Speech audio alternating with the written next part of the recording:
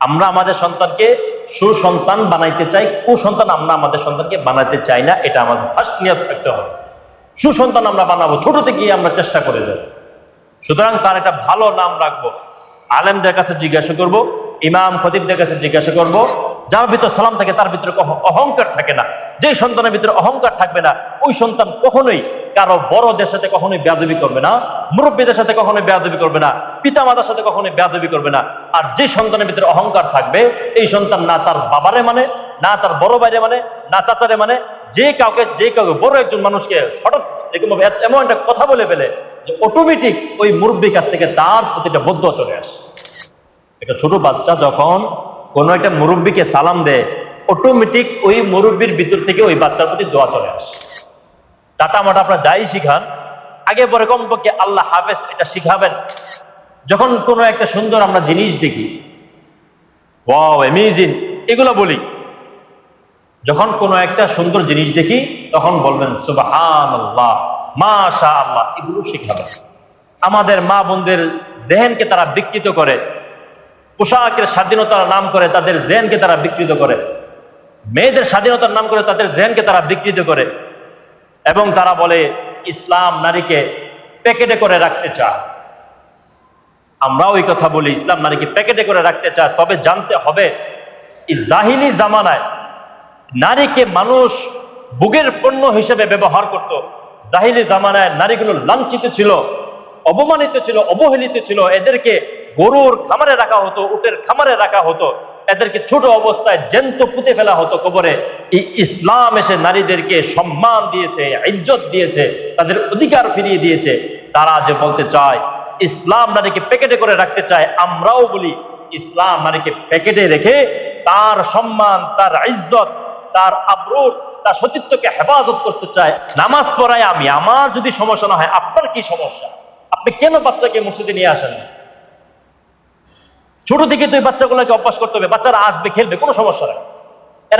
এদের মন মানসিকতা খেলা, এখন মসজিদে খেলবে, মসজিদে লাফালাফি করবে, যা করে কোনো সমস্যা তো নাই।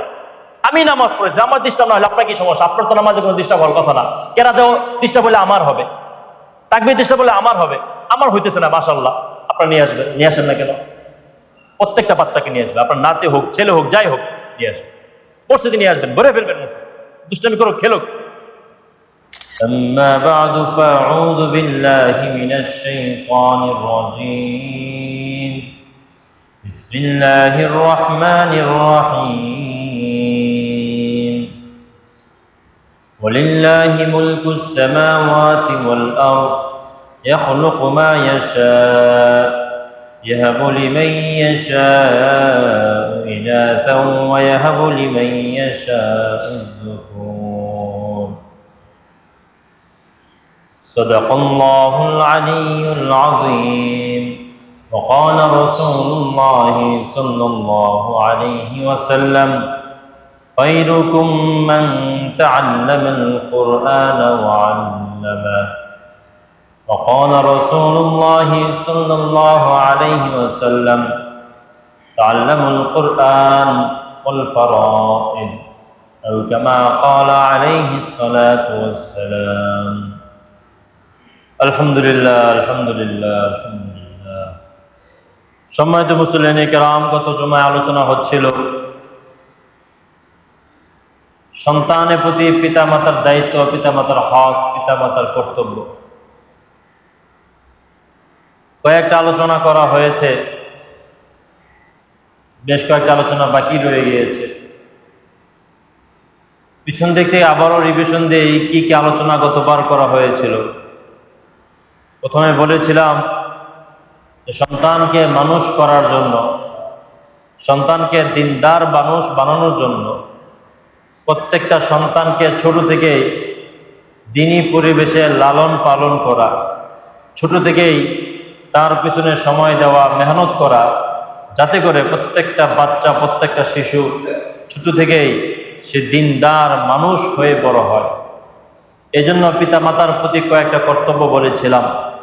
প্রথম বলেছিলাম যে প্রত্যেকটা বাবা সে বিবাহ করার আগে তার সন্তানের জন্য একজন দিনদার মা নিয়ে আসবে, একজন দিনদার স্ত্রী ঘরে নিয়ে আসবে। এরপরে বিবাহসূচি হওয়ার পর যখন সন্তান পৃথিবীতে আসবে, এই সন্তান পৃথিবীতে আসার জন্য যে স্বামী স্ত্রীর যে মিলন হয়, মিলন হওয়ার আগে রাসূলুল্লাহ সাল্লাল্লাহু আলাইহি ওয়াসাল্লাম একটা দোয়া শিখিয়ে দিয়েছেন, আল্লাহুম্মা জান্নিবনা শাইতান, এর আগে বিসমিল্লাহ বলা, বিসমিল্লাহি আল্লাহুম্মা জান্নিবনা শাইতান ওয়া জান্নিবিশ শাইতানা মিম্মা রাযাকাতানা। এই দোয়াটা পড়া, এই দোয়া না পড়লে কমপক্ষে আমরা সকলে বিসমিল্লাহটা জানি, বিসমিল্লাহটা বলে এই দোয়ার অর্থ করা কি, হে আল্লাহ আপনি আমাদেরকে জান্নিবেনা, আমাদেরকে, আমাকে, আমার স্ত্রীকে শয়তানের ধোঁকা থেকে, শয়তানের চক্রান্ত থেকে হেফাজত করুন, দূরে রাখুন। অজান্নিবিশ শাইতান মিম্মা রাযাকাতানা, এবং আপনি আমাকে যে সন্তান দান করবেন, ছেলে হোক আর মেয়ে হোক, যে সন্তান দান করবেন ওই সন্তানকেও আপনি শয়তানের চক্রান্ত, শয়তানের কুমন্ত্রণা, শয়তানের প্ররোচনা থেকে আপনি হেফাজত করুন। এই দোয়াটা আরবি পারলে ভালো, না পারলে বাংলা বলে এরপরে মিলনে যাব। এখন দুনিয়াতে সন্তান আসছে, আসার পর আমাদের উপর যে কয়টা দায়িত্ব, প্রথমত হলো সন্তান দুনিয়াতে আসার পরে সন্তানটাকে হাতে নিয়ে তার ডান কানে নামাজের আজানের মতো আজান দেওয়া। এটার জন্য ইমাম মসজিদ হওয়া শর্ত নয়, আলেম হওয়া শর্ত নয়। আমি বাবা, আমি মামা, আমি চাচা, যেই হই না কেন, তখন যেই থাকুক কাছে, সে পাশে নিয়ে, বড় ভাই হোক আর যেই থাকুক, দুলাভাই থাকুক, যেই থাকুক, সে কাছে নিয়ে ওই সন্তানটাকে সে তার ডান কানে নামাজের আজানের মতো আজান শুনিয়ে দিবে। তার প্রথম কাজ এটা। দ্বিতীয় কাজ হলো বাচ্চাকে তাহনিক করানো। কতবার বিস্তারিত বলেছিলাম তাহনিক কি জিনিস। তাহনিক হলো আমাদের আশপাশে যিনি হক্কানি আলেম বুজুর্গ, তার কাছে নিয়ে যাওয়া, একটা খেজুর দেওয়া, উনি খেজুরটা চাবিয়ে ওনার মুখ থেকে অল্প লালা ওই বাচ্চার জিহ্বা দিয়ে দিবে এবং খেজুরের সামান্য টুকরা বাচ্চার উপরের তালুতে লাগিয়ে দিবে। এটা রাসূলের সাল্লাল্লাহু আলাইহি ওয়াসাল্লামের অন্যতম একটা সুন্নাত। এরপরে 3 নম্বর হলো আমরা যারা শিশুটাকে দেখতে যাব, তো তার জন্য মঙ্গলের দোয়া করা। কোন রকম মুখ দিয়ে বাজে কথা না বলা, নজর লাগে এরকম কথাবার্তা না বলা। যেমন বাচ্চা তো খুব সুন্দর, ওই সর্বনাশ এত সুন্দর বাচ্চা, দেখতে এত সুন্দর, এগুলো না বলা। তার জন্য মঙ্গলের দোয়া করা। যদি আপনার কাছে দেখতে খুব ভালো মনে হয়, যখন তখন মাশাআল্লাহ মুখে বলা, মাশাআল্লাহ বাচ্চা দেখতে খুব সুন্দর, আলহামদুলিল্লাহ, এটা বলা। তার জন্য মঙ্গলের দোয়া করা। রাসূলুল্লাহ সাল্লাল্লাহু আলাইহি ওয়াসাল্লামের কাছে যখন বাচ্চাদেরকে নিয়ে আসা হতো, রাসূল সাল্লাল্লাহু আলাইহি ওয়াসাল্লাম বাচ্চাদের মঙ্গলের দোয়া করতেন এবং ওদের ভবিষ্যতের জন্য সে বালা মুসিবত থেকে হেফাজতে থাকে, এই জন্য দোয়া করতেন। 3 নম্বর কর্তব্য। 4 নম্বর কর্তব্য হলো আমরা আকিকা করব। 3 নম্বর পর্যন্ত আলোচনা হয়েছিল গতবার। 4 নম্বর আমাদের দায়িত্ব, পিতা মাতার দায়িত্ব বাচ্চার আকিকা করা। আকিকা কি জিনিস? বাচ্চার জন্য রক্ত ঝরানো। এটা কেন?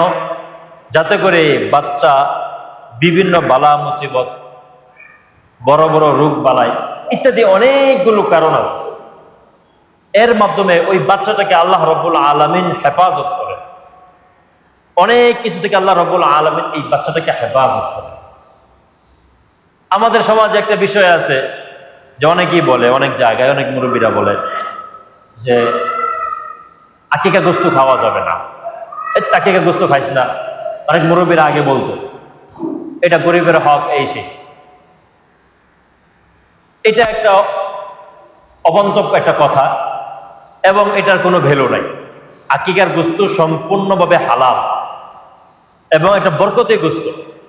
আকিকা গোস্ত যে বাচ্চার নামে আকিকা করা হইতেছে, যদি ক্ষমতা হয় ওই বাচ্চারে খাওয়ানো, না হলে ওই বাচ্চার বাপ, ওই বাচ্চার মা, ওই বাচ্চার দাদা নানি 14 গোষ্ঠী যা আছে সব খেতে পারবে, এতে কোনো সমস্যা, সব মিলে খাবে। আকিকা গোস্ত খাওয়া যাবে না। আপনার মন চাইলে না খাইলে আমার দাওয়াত দিন, আমি খাবো না। আকিকা গোস্ত খাওয়া যাবে, কোনো সমস্যা নাই। যে কেউ আকিকা গোস্ত খাইতে পারবে। হ্যাঁ, এখান থেকে গরিবের যে একটা হক আছে, এটা হক আদায় করবেন, গরিবকেও দিবেন, মিলে জিলে খাবেন। আজকে আমাদের সমাজের অনেক কিছু আসলে উল্টা হয়ে গেছে। মানে ইসলাম বিরোধী যেই কাজগুলো আছে ওইগুলোকে আমরা খুব জাঁকজমক করে লালন করি, পালন করি, কিন্তু ইসলাম যেটাতে আমাদেরকে বৈধতা দিয়েছে, যেটা করতে বলছে, ওটা আমরা করি না। যেমন বাচ্চার যখন বার্থডে হয়, বাহ বাহ, বড় একটা কেক কিনে হাজার হাজার টাকা খরচ করে ফ্যামিলি সবাইকে দাওয়াত দিয়ে তার বার্থডে পালন করে, যেটা ইসলামে বৈধ নয়। কিন্তু ইসলাম বলেছে বাচ্চারা আকিকা দাও। এটা আর আমাদের মনে থাকে না, অনেকেই করি না, করলেও খুব ভালোভাবে গুরুত্ব দেই না।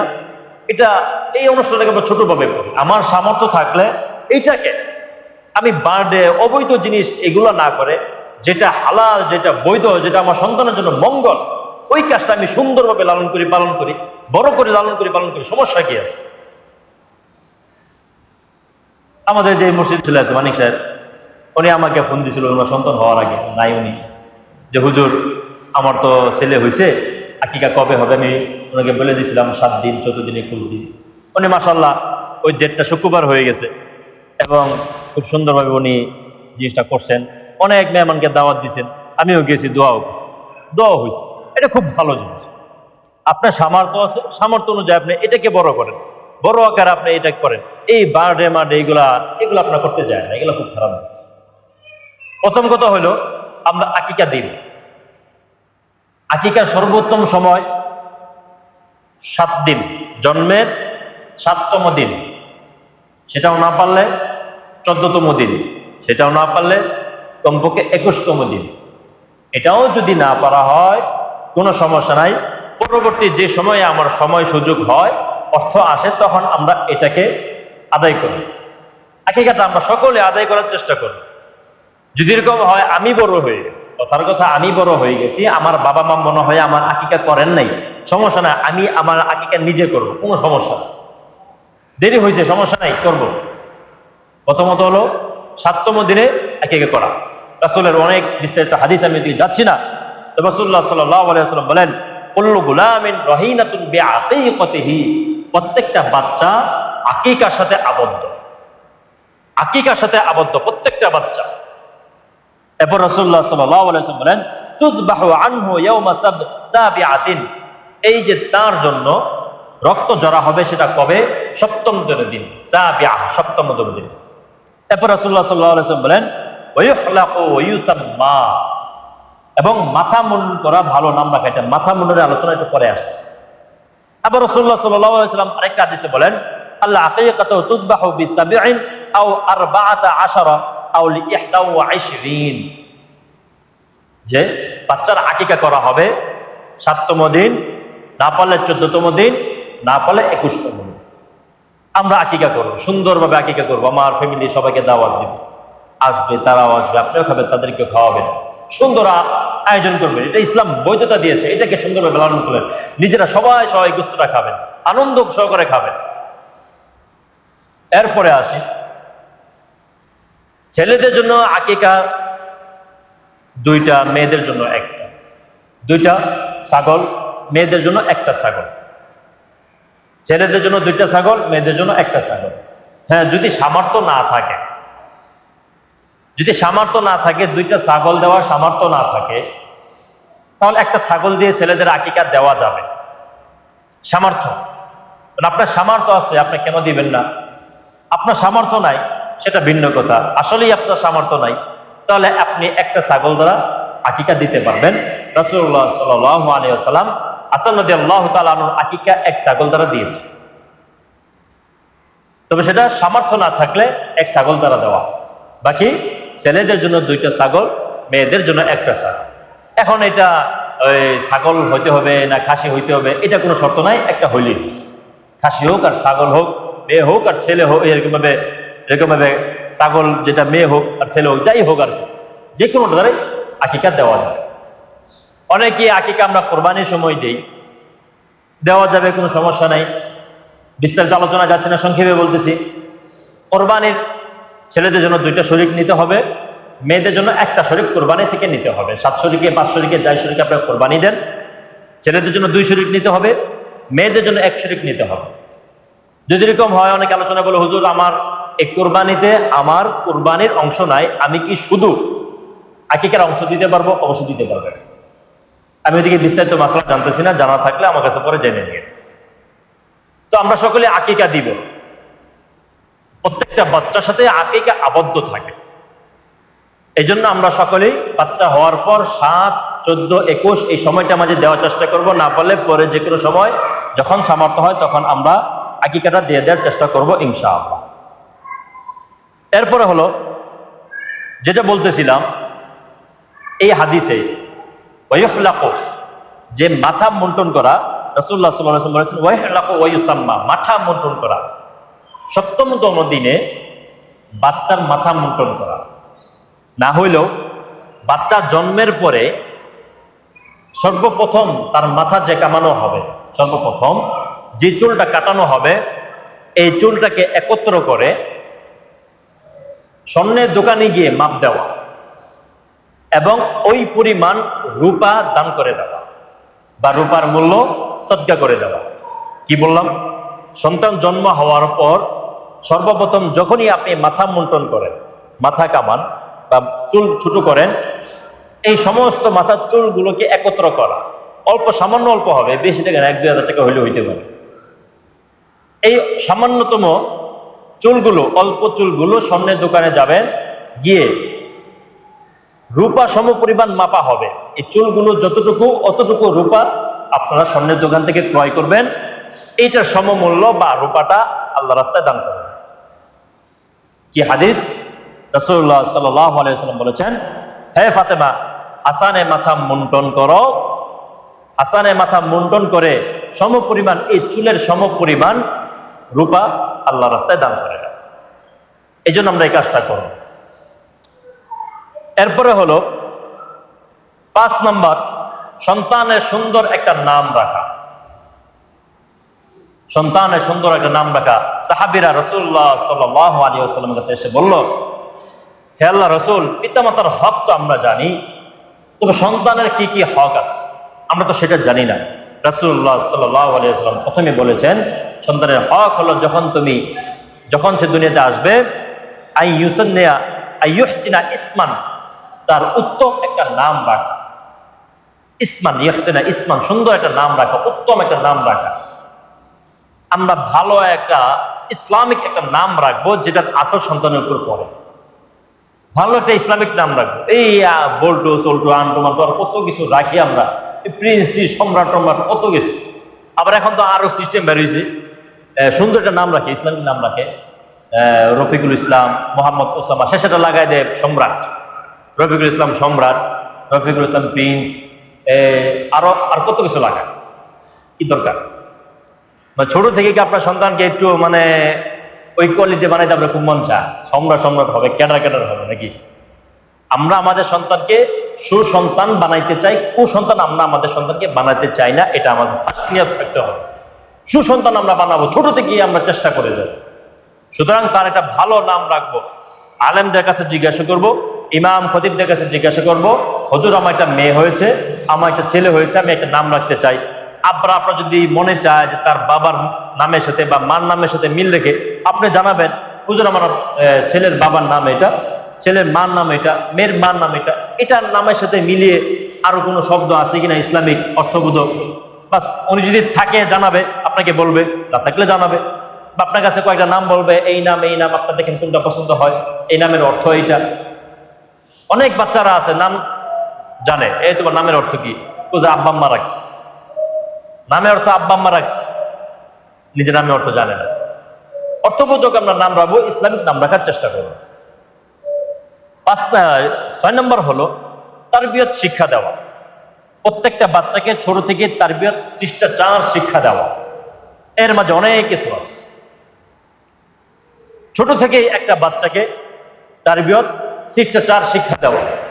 যখন বাচ্চাটা ছোট হয়, আমরা যখন সাক্ষাৎ করি বাচ্চার সাথে, হাই হ্যালো এগুলো না বলে বাচ্চাটাকে আমরা সালাম শেখাবো। সালাম, এই হাই হ্যালো হে এগুলো কি জিনিস? বাচ্চাকে আমরা প্রথমে সালাম শেখাবো, ছোট থেকেই তাকে সালামে অভ্যস্ত করবো। যার ভিতর সালাম থাকে তার ভিতরে অহংকার থাকে না। যে সন্তানের ভিতরে অহংকার থাকবে না, ওই সন্তান কখনোই কারো বড়দের সাথে কখনোই বেয়াদবি করবে না, মুরব্বীদের সাথে কখনোই বেয়াদবি করবে না, পিতা মাতার সাথে কখনোই বেয়াদবি করবে না। আর যে সন্তানের ভিতরে অহংকার থাকবে, এই সন্তান না তার বাবারে মানে, না তার বড় ভাইরে মানে, না চাচারে মানে, যে কাউকে বড় একজন মানুষকে হঠাৎ এমন একটা কথা বলে ফেলে যে অটোমেটিক ওই মুরব্বীর কাছ থেকে তার প্রতিটা বদ্ধ চলে আসে। সন্তানটাকে ছোট থেকেই মাটির মানুষ করে গড়ে তুলতে হবে। সালাম শিক্ষা দেব, আসসালামু আলাইকুম ওয়া রাহমাতুল্লাহ, তাকে ছোট থেকেই শিক্ষা দেওয়া। যখনই তার সাথে সাক্ষাৎ হবে সালামটা আগে দেওয়া। ঘর থেকে বের হবেন, টাটা বাই,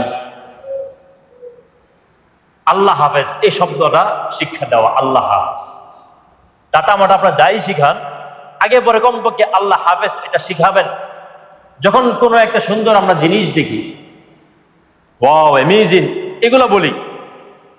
যখন কোনো একটা সুন্দর জিনিস দেখি তখন বলবেন সুবহানাল্লাহ, মাশাআল্লাহ, এগুলো শিখাবেন। ভয়ঙ্কর কোনো জিনিস দেখলে ও মাই গড এগুলো না বলে ইন্না লিল্লাহ এই শব্দগুলো শিখাবেন। যখন কোনো একটা কথা শেষ হবে, কোনো একটা মান্য হবে, উপর থেকে বলবে ওকে, ওকে না বলে ইনশাআল্লাহ এগুলো শিখাবেন। ইনশাআল্লাহ, তুমি কাজটা করবে, ওকে না, ওকে না, ইনশাআল্লাহ, ঠিক আছে বাবা, ইনশাআল্লাহ। এগুলো ছোট থেকে বাচ্চাদেরকে শিখাইতে হবে। বড় এগুলা বলে কাজ হয় না, ওরকম শিক্ষা থাকে না। ছোট থেকেই শিক্ষা দেওয়া। একটা ছোট বাচ্চা যখন কোনো একটা মুরব্বীকে সালাম দেয়, অটোমেটিক ওই মুরব্বীর ভিতর থেকে ওই বাচ্চার প্রতি দোয়া চলে আসে।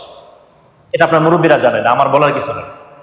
যখনই দেখবেন কোনো একটা বাচ্চা মুসাফা করতে আসছে, কোনো একটা বাচ্চা সালাম দিছে, মাশাআল্লাহ, অটোমেটিক ওই মুরব্বী ভিতর থেকে তার প্রতি একটা দোয়া চলে আসে। এটাই তো তার জন্য তার ভবিষ্যতের, এটাই তো সম্বল। আর এছাড়া কি থাকবে? একটা মুরব্বী তার কাছে দেওয়ার কি আছে এছাড়া, দোয়া ছাড়া? সুতরাং এই বাচ্চাগুলোকে ছোট থেকেই আমরা ওইরকম ভাবে লালন পালন করব। এই যে সালাম, ঘুমের দোয়া, খাবারের দোয়া, ডান দিক থেকে খাওয়া, ডান হাত দিয়ে খাওয়া, এগুলো আমরা ছোট থেকে শিখাবো। আরেকটা বিষয় হলো, বাচ্চাগুলোকে আমরা ছোট থেকেই আমাদের ঘরের ভিতরে দ্বীনি পরিবেশ কায়েম করব। দ্বীনি পরিবেশ কায়েম করব। তারবিয়ত শিক্ষা দেওয়ার আরেকটা হলো নামাজ শিক্ষা দেওয়া। ছেলেদেরকে নামাজ শিক্ষা দেওয়া, নামাজটাকে শিখাবো। এর আগে তো আমার সন্তানকে নামাজ শিখাইতে হবে, নামাজে অভ্যস্ত করা আগে নামাজ শিখাইতে হবে। এই জন্য ওই ছেলেটাকে মক্তবে পাঠাইতে হবে। আগে আমাদের এই বাংলাদেশের সকালের সূর্য উদিত হতো এই মক্তবের কোরআন বিসমিল্লাহ আউযুবিল্লাহ বলার মাধ্যমে। আর এখন দিন শুরু হয়, সকাল শুরু হয় এই আনন্দ স্কুল, বেদনা স্কুল, কিন্ডারগার্টেন, এই সেই ইত্যাদির মাধ্যমে। যেটা এনজিও, ওদের একটা বড় একটা চাল ছিল বাংলাদেশের মুসলমানদেরকে কিভাবে এই ধর্ম থেকে ছুটে আনা যায়। সুতরাং আমরা আমার সন্তানকে যা কিছুই বানাই, ইঞ্জিনিয়ার বানাই, উকিল বানাই, ডাক্তার বানাই, যা কিছু বানাই, কিন্তু তার প্রথম শিক্ষাটা যেন হয় কোরআনের শিক্ষা। প্রথম শিক্ষা যেন হয় ধর্মীয় শিক্ষা। ওতে অজগর না, ওতে অজু। শুরু থেকে যখন ওতে অজগর শিখাইবে, তো অজগরের মতোই বড় হবে, হিংস্র হবে। ওতে অজু শিখাইতে হবে, তাহলে সে একজন আল্লাহওয়ালা বুজুর্গ হবে, আল্লাহওয়ালা বুজুর্গ হবে। সুতরাং বাচ্চাগুলোকে ছোট থেকেই তারবিয়ত শিক্ষা দেওয়া, এবং ছোট থেকেই বাচ্চাগুলোকে পর্দা শেখানো। পর্দা, ছেলে মেয়ে এদেরকে পর্দা শেখানো। আমরা ছোট থেকে পর্দা শিখাই না, বড় হলে পর্দার আর অভ্যস্ত হয় না। আপনার মেয়েটা 5-এ পড়ে, 6-এ পড়ে, এখনই আপনি তার মুখে একটা মেকআপ লাগাই দেন। বোরকা না পড়লে কমপক্ষে সে তোর মুখ দেখা যাক, অভ্যাস করো। পরে যখন এসএসসি পড়বে, ইন্টার পড়বে, তখন যখন বলবেন যে বোরকা করো, তখন বলবে যে গরম লাগে। গরম তো আপনিই লাগাইছেন, আগে থেকে অভ্যাস করেন নাই। ছোট ছোট বাচ্চা 2 বছর 3 বছর, তারা একবারে টাইট ফিট প্যান্ট পরে, গেঞ্জি পরে আপনি বেড়াইতে নিয়ে যান, বিভিন্ন জায়গায় নিয়ে যান, তার ছোট অবস্থায় টাইট ফিট জামা পরাই দিয়েছেন। বড় হইলে 1000 তালিম করলেও কাজ হবে না। ছোট থেকে আপনি তারা স্মার্ট বানাই দিয়েছেন, ওভার স্মার্ট। এখন বড় হইলে যে বুরকা দূরের কথা, জামাটাও সে ঢিলা ঢালা পরবে না। সুতরাং ছোট থেকেই তাকে ওইরকম ভাবে লালন করা, ঢিলা ঢালা জামা পরানো, সুন্দর জামা পরাবেন, তবে সেটা যেন সাবলীল হয়, সাবলীল জামা হয়। সুতরাং 5-6 বছর যখন সে 5, 6, 7-এ পড়ে, তখন থেকে তাকে বুরকা পরার জন্য আপনি উপদেশ দিবেন, তখন থেকে অভ্যাস করবেন। আজকে আমাদের সমাজে প্রগতিশীলের কথা বলে প্রগতিশীল ব্যক্তিরা, কপালে টিপ দেওয়ালা ব্যক্তিরা আমাদের মা বোনদের জেহেনকে তারা বিকৃত করে, পোশাকের স্বাধীনতার নাম করে তাদের জেহেনকে তারা বিকৃত করে। মেয়েদের স্বাধীনতার নাম করে তাদের জেনকে তারা বিকৃত করে এবং তারা বলে ইসলাম নারীকে প্যাকেটে করে রাখতে চায়। আমরাও এই কথা বলি, ইসলাম নারীকে প্যাকেটে করে রাখতে চায়। তবে জানতে হবে এই জাহিলি জামানায় নারীকে মানুষ ভোগের পণ্য হিসেবে ব্যবহার করত। জাহিলি জামানায় নারীগুলো লাঞ্ছিত ছিল, অপমানিত ছিল, অবহেলিত ছিল। এদেরকে গরুর খামারে রাখা হতো, উটের খামারে রাখা হতো, এদেরকে ছোট অবস্থায় জ্যান্ত পুঁতে ফেলা হতো কবরে। এই ইসলাম এসে নারীদেরকে সম্মান দিয়েছে, ইজ্জত দিয়েছে, তাদের অধিকার ফিরিয়ে দিয়েছে। তারা যে বলতে চায় ইসলাম নারীকে প্যাকেটে করে রাখতে চায়, আমরাও বলি ইসলাম নারীকে প্যাকেটে রেখে তার সম্মান, তার ইজ্জত, তার আবরুর, তার সতীত্বকে হেফাজত করতে চায়। আর তোমরা এই যে তোমরা প্রগতিশীল কপালে টিপ দেওয়ালা ব্যক্তিরা, তোমরা নারীদেরকে রাস্তায় নামিয়ে সবার সামনে বেপরোয়াভাবে চলাফেরা করিয়ে তোমরাই তাদের ইজ্জত আবরুর হেফাজত তো দূরের কথা, তাদের ইজ্জত নিয়ে তোমরাই টানাটানি করতে চাও। এরাই তাদের ইজ্জত নিয়ে টানাটানি। রাতের আধার হলে একবারে ছেলে মেয়ে একসাথে বারে লাফালাফি চলছে, ডান্স চলছে। সুতরাং ইসলাম নারীকে সম্মান দিস, অধিকার ফিরিয়ে দিস। ইসলাম নারীকে প্যাকেটে রাখতে চায় না, প্যাকেটে রেখে তার ইজ্জতকে হেফাজত করতে চায়, তার সম্মানকে হেফাজত করতে চায়। সুতরাং আমরা আমাদের সন্তানদেরকে ছোট থেকেই পর্দার বিষয়ে আমরা তাদেরকে তরবিয়ত করব, উপদেশ দিব। এখন আমাদের সন্তানদের জন্য বড় একটা আযাব হলো মোবাইল, বড় একটা আযাব। যাও মোবাইল আমরা একটু আগে, কিছুদিন আগে, করোনার আগে বড় হইলে দিতাম। এক করোনা আসলো, কি এক অনলাইনে কথা বললো, বইলা সবার প্রত্যেকটা বাচ্চা 8-এ পড়ে, 9-এ পড়ে, 5-এ পড়ে, তার হাতে মোবাইল ধরাই দিল, অ্যান্ড্রয়েড মোবাইল। দিনে যদি হয় 1 ঘন্টা অনলাইন ক্লাস আর 23 ঘন্টা হয় হলো offline class, gaming class, chatting class, Facebooking class. এই যে একটা ক্ষতি হইল, যাক, যেটা হয়েছে তো হয়েই গেছে। আমরা চেষ্টা করব কমপক্ষে সন্তানদেরকে ইন্টারমিডিয়েট পড়ার আগে, ইন্টার পড়ার আগে মোবাইলটা না দেওয়া। যদি ক্লাস করতেই হয় তাকে মোবাইলটা দেব, রাত 10টার পরে তার কাছে মোবাইল রাখবো না, ছেলে হোক মেয়ে হোক। রাত 10টার পর তার কাছে মোবাইল রাখবো না, মোবাইল নিয়ে নিব। আবার যখন তার সকালে লাগে সে নিয়ে যাবে।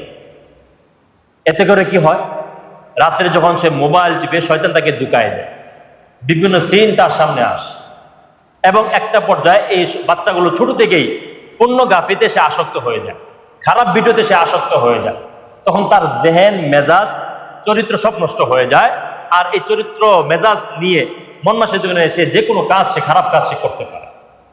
এই জন্য আমরা চেষ্টা করব রাত্রে সন্তানদের কাছে মোবাইলটা না রাখা, মোবাইলটাকে হেফাজত করা।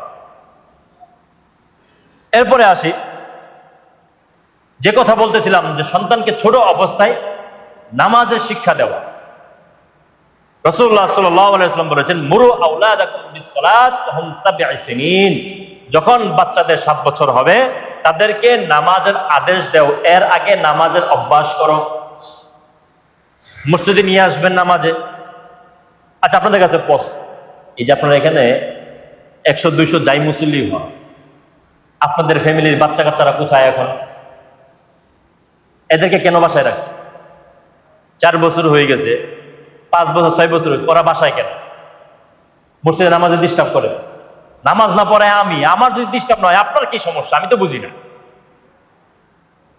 আমি ঈদগাহ মসজিদে আমি এই পয়েন্টটাই করছি, আমি নামাজ পড়াই আমি, আমার যদি সমস্যা না হয় আপনার কি সমস্যা? আপনি কেন বাচ্চাকে মসজিদে নিয়ে আসেন? ছোট থেকে তো এই বাচ্চাগুলোকে অভ্যাস করতে হবে, বাচ্চারা আসবে, খেলবে, কোনো সমস্যা নেই। এদের মন মানসিকতা খেলা, এখন মসজিদে খেলবে, মসজিদে লাফালাফি করবে, যা করে কোনো সমস্যা তো নাই।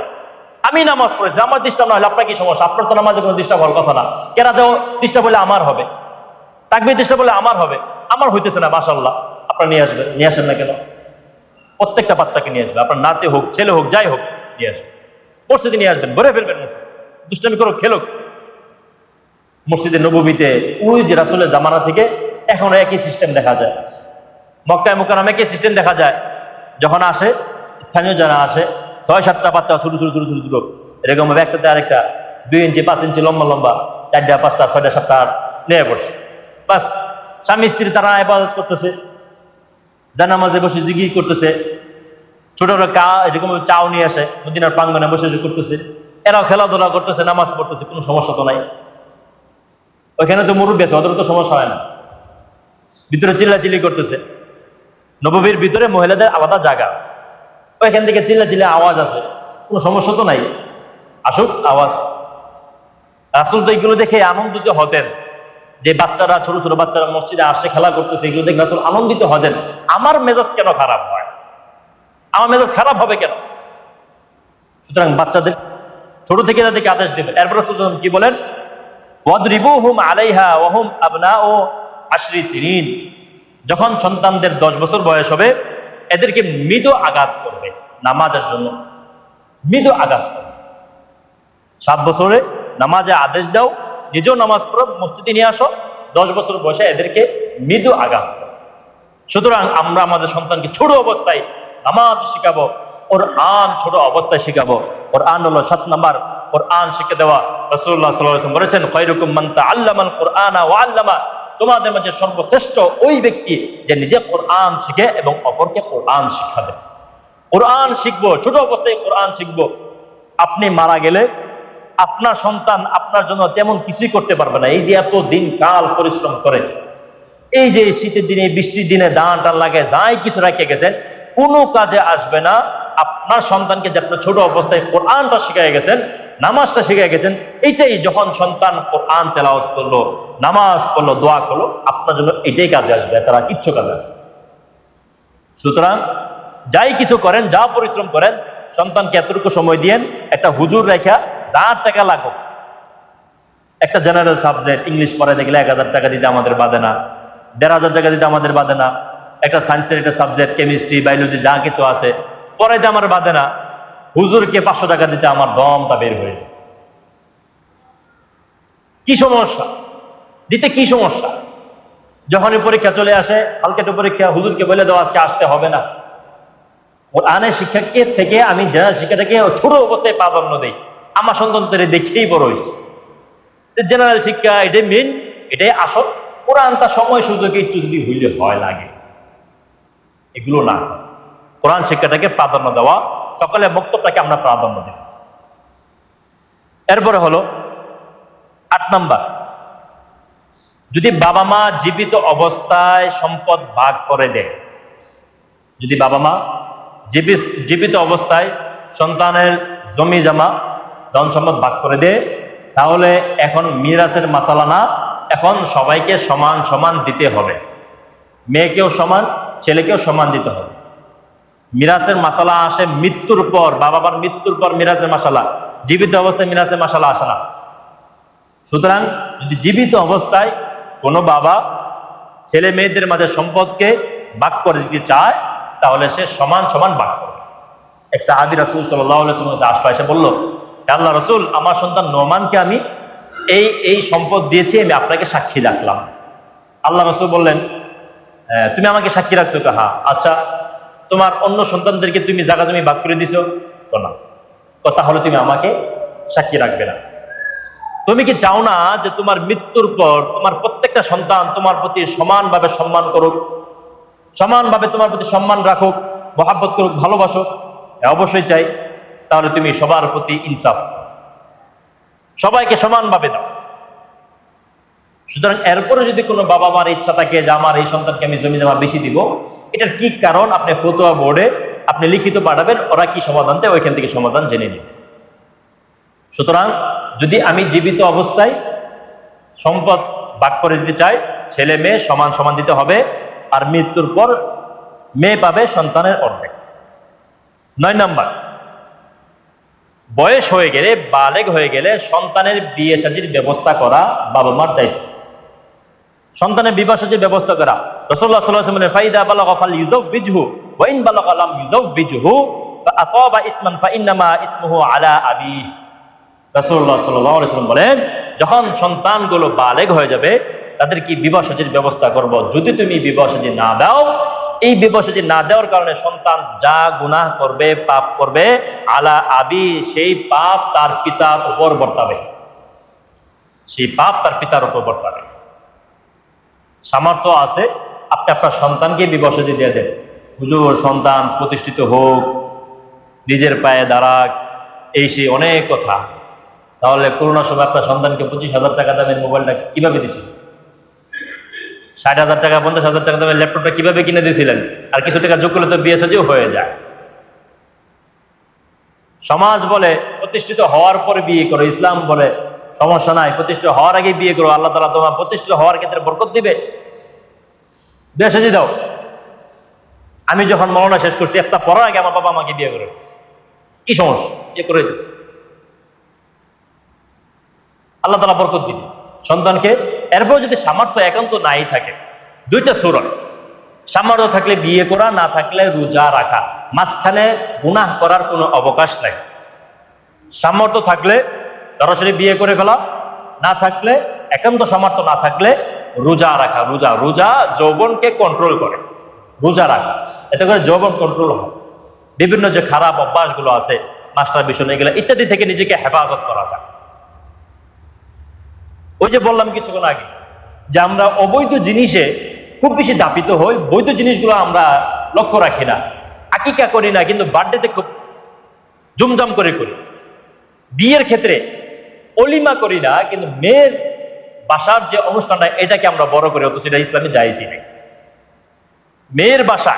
মেয়ের বাসায় অনুষ্ঠান হবে কি, যে ছেলের বাসা থেকে কয়েকজন মুরব্বী গেছে, যাওয়ার পর এই কয়েকটা মুরব্বীকে ওই একটু সম্মান করার জন্য যে খাবার, ওই খাবারের ব্যবস্থা করবে। এর চেয়ে বড় অনুষ্ঠান মেয়ের বাসায় নয়। হ্যাঁ, যদি কোনো মেয়ের বাবা তার শখ থাকে, আল্লাহ থাকে, তার ইচ্ছা থাকে, তাহলে সে বড় করে করতে পারে, এটা তার ব্যক্তিগত ব্যাপার। কিন্তু ওই যে ছেলের পক্ষ থেকে 3 গাড়ি 4 গাড়ি নিয়ে যাওয়া, এটা ঠিক না, ঠিক নেই, এটা তো কোনোভাবেই যায় না। এটা আসলে আমরা দেই, সামাজিকতা দিই, অনেক কিছু আমরা করি, 40 পালন করি, এগুলো আসলে ইসলামে নাই, না দেওয়াই উত্তম। এরপরে সুন্নত কি? অলিমা, বৌবাদ যেটা বললেন, এটা সুন্নত। এটা আপনি যত বড় মনে চাই করেন, যত বড় মনে চায়। আমার বাবা আলহামদুলিল্লাহ এটাই করছে। আচ্ছা, আমার যখন বিয়ে হয়, আমার শ্বশুর বাড়িতে ওইরকম মেহমান নেওয়া যায় না। এরপরে নিজের যত সামর্থ্য অনুযায়ী, এলাকা মানুষ তখন রাগ করছিল যে কে লেগে এদেরকে নিয়ে যায় না, এই সেই অনেক ফ্যামিলিকে রাগ করছে। বাস অলিভা করছে, আলহামদুলিল্লাহ মাশাআল্লাহ, যা পারছি এলাকার মুরব্বীদেরকে দাওয়াত দেওয়া হয়েছে। যেটা সুন্নত ওইটা করে, যেটা সুন্নত না খালি ওইটা দিকে আমরা দাপিত হই, অবৈধ জিনিসের দিকে আমরা দাপিত হই। ছেলের বাসা অনুষ্ঠান, এটাকে বলে অলিমা, এটা সুন্নত, এটা আপনি যত বড় করে করতে পারেন, কোনো সমস্যা নাই, সামর্থ্য অনুযায়ী। যা কথায় চলে গেল। তো যেটা বলতেছিলাম, বয়স হলে সন্তানকে বিবাহ সাদীর ব্যবস্থা করা, না করলে সন্তানের গুনাহ নিজের বাবা মার উপরে বর্তাবে। এরপরে হলো 10 নাম্বার, 11 নাম্বার, সন্তানের ভরণ পোষণের দায়িত্ব বাবা মার। সন্তানের ভরণ পোষণের দায়িত্ব। এখন রাসূল সাল্লাল্লাহু আলাইহি ওয়াসাল্লাম হাদিসে বলেন, একজন বাবা খারাপ হওয়ার জন্য এটাই যথেষ্ট যে সে সম্পদ দিয়ে, টাকা দিয়ে জুয়া খেলে, সম্পদ দিয়ে জুয়া খেলে খরচ করে, যে সম্পদগুলো তার সন্তানের হক ছিল, এই সম্পদ দিয়ে সে বাইরে জুয়া খেলে, খারাপ কাজে সে ব্যবহার করে, এই বাবা খারাপ হওয়ার জন্য এটাই যথেষ্ট। সুতরাং বাবা মা আমরা যারা আছি, সন্তানের দায়িত্ব নেওয়া, এই করা, এগুলো আমাদের দায়িত্ব, আমরা তাদের দায়িত্ব নিব। 12 নাম্বার হলো, সন্তানের জন্য আমরা কখনো বদদোয়া করব না। বদদোয়া, রাসূলুল্লাহ সাল্লাল্লাহু আলাইহি ওয়াসাল্লাম বলেন, লা তাদউ আলা আনফুসিকুম ওয়া লা তাদউ আলা আওলাদিকুম, তোমরা নিজেদেরকেও বদদোয়া করো না, নিজেদের ফ্যামিলিদেরকে বদদোয়া করো না, সন্তানদেরকে বদদোয়া দিও না। কারণ পিতামার বদদোয়া লাগে যায়, পিতামার বদদোয়া লেগে যায়। এই জন্য যাই কিছু রাগ করে, যাই কিছু করে, বদদোয়া না দেওয়া, বেমানুষ হয়ে যাবে, বদদোয়া না দেওয়া। তো যা বললাম, যে আমরা আমাদের সন্তানদেরকে ছোট অবস্থায় তারবিয়ত শিক্ষা দেব, পিতামাতার যে হকগুলো ওইগুলো আদায় করব, ছোট থেকে তার দিন শিখাবো, ছোট থেকে তাকে সালাম শিখাবো, ধর্মীয় শিক্ষাগুলো তাকে ছোট অবস্থায় দিব, ভালো একটা প্রতিষ্ঠানে দিব, কোরআন শিখাবো। ছোট অবস্থায় তার সঙ্গগুলোকে আমরা খেয়াল রাখবো। আজকে সঙ্গের কারণে অনেক অজস্র ছেলেগুলো নষ্ট হয়ে যায়।